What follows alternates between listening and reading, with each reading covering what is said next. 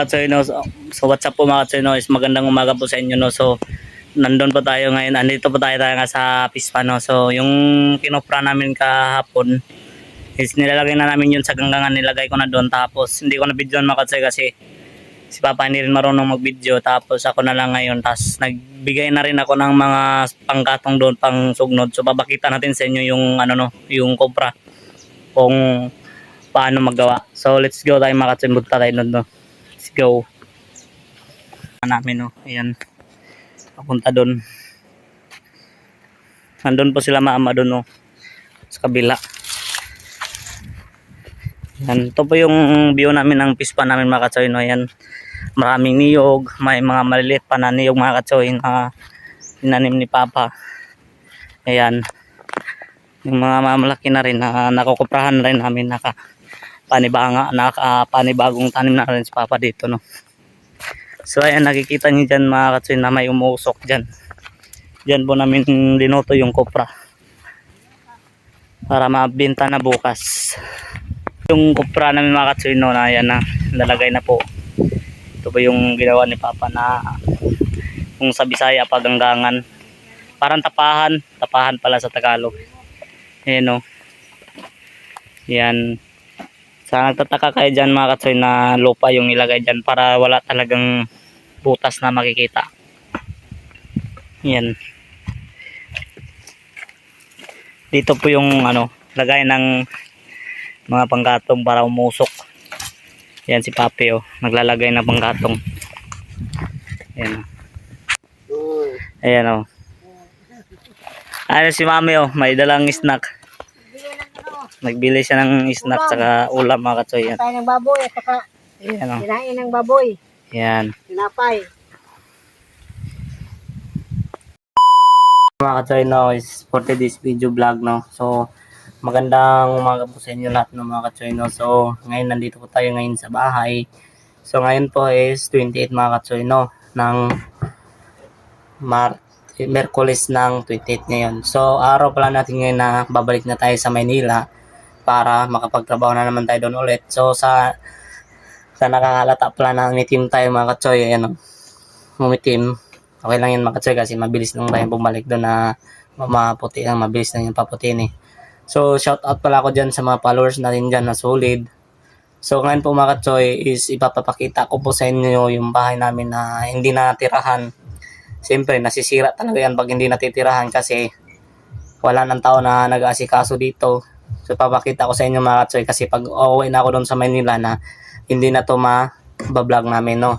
So sa mga nangingalam pala dyan sa buhay namin na ano mga katsoy, na sa post-post ng mga hindi naka-repair ng bahay, wala kaming pakialam sa kanila mga katsoy kasi sabi na sa lahat na huwag kang makialam sa may buhay ng may buhay. Pakialaman mo kung ano yung sarili mo.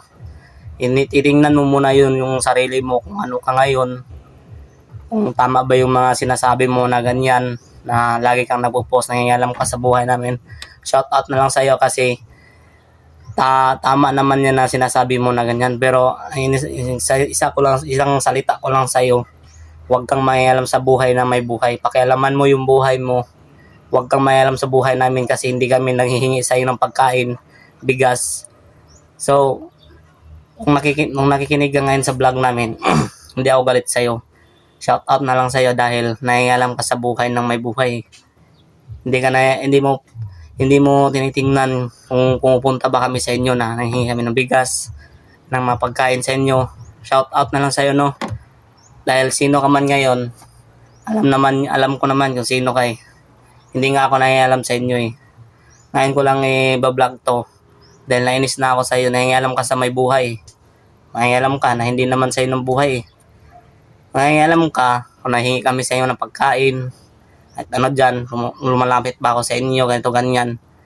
Dapat ganyan ka, mag-react ka na ganito ganyan na kapag repair ang bahay, no. So siyempre makapagsabi sa ganyan, pero ang iniisip ko lang, bago ka makapagsabi ng ganyan, tingnan mo muna yung sarili mo kung sino ka, kung ano ka. Kaya shout out na lang sa'yo, no. Tatawanan na lang kita dahil yung mga sinasabi mo hindi mo alam.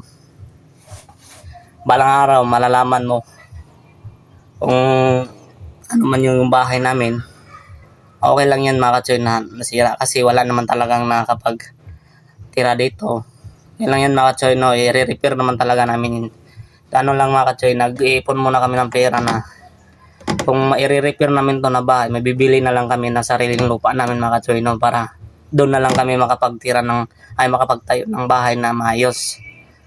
So, abang-abang na lang kayo dyan mga katsoy sa vlog natin na makabili tayo ng lupa. Ipag-iipunan pa namin mga katsoy, naka next year pa yun mga katsoy. Kasi ang hirap talaga magbahay ng hindi sayo na lupa. Hindi natin alam na bukas o next month, next year, papalisin na tayo dito tapos papayos natin yung lupa. Kasi itong lupa na ito mga katsoy, hindi talaga to sa amin.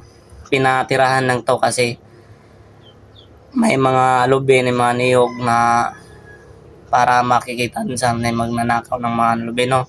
So, sa nag-aano pala dyan na hindi nakapag-ayos ng bahay, kasi hindi namin talaga to pinayos mga katsoy kasi babalik naman din kami sa Maynila eh. Hindi rin ako magtatagal dito mga katsoy kaya pag uwi ko ngayon dito is 2 weeks lang ako dito mga katsoy dahil pinabalik na ako doon sa aking amo sa Maynila. Kasi maganda naman talaga doon mga katsoy pero mas maganda pa dito. Kaya nga mga katsoy, kung i-repair namin ng bahay, ipunin lang namin para makabili ng sariling lupain, no? Na kahit maliit lang, at least namin na.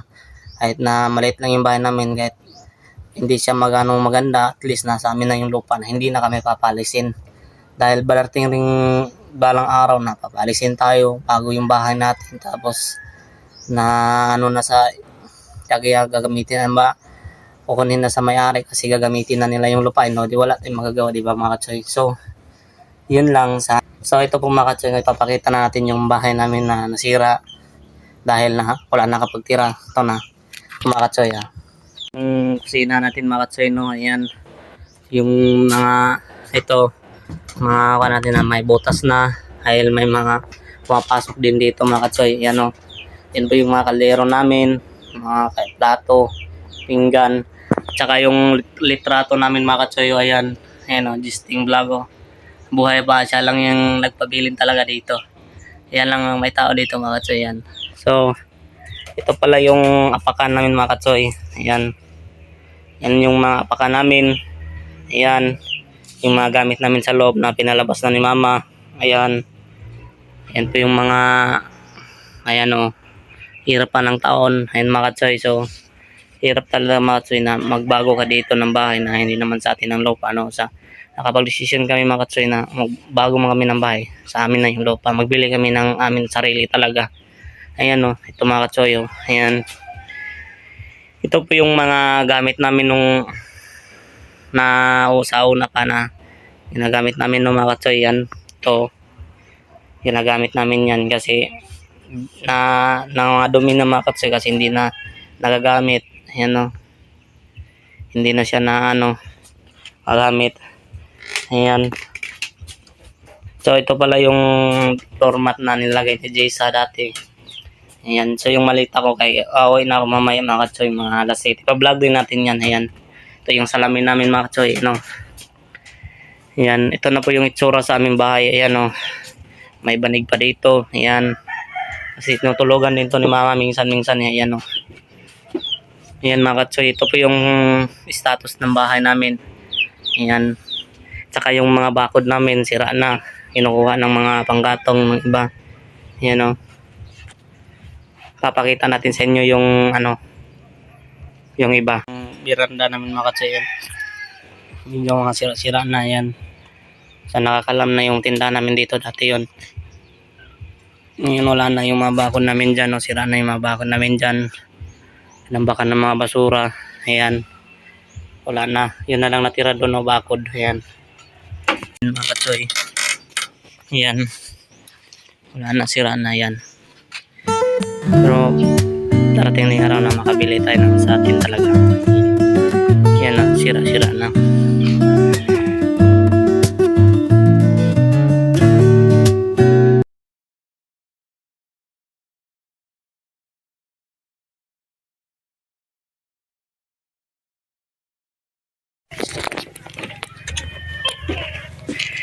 So ngayon po mga katsoy, so uwi na po tayo ngayon sa Manila.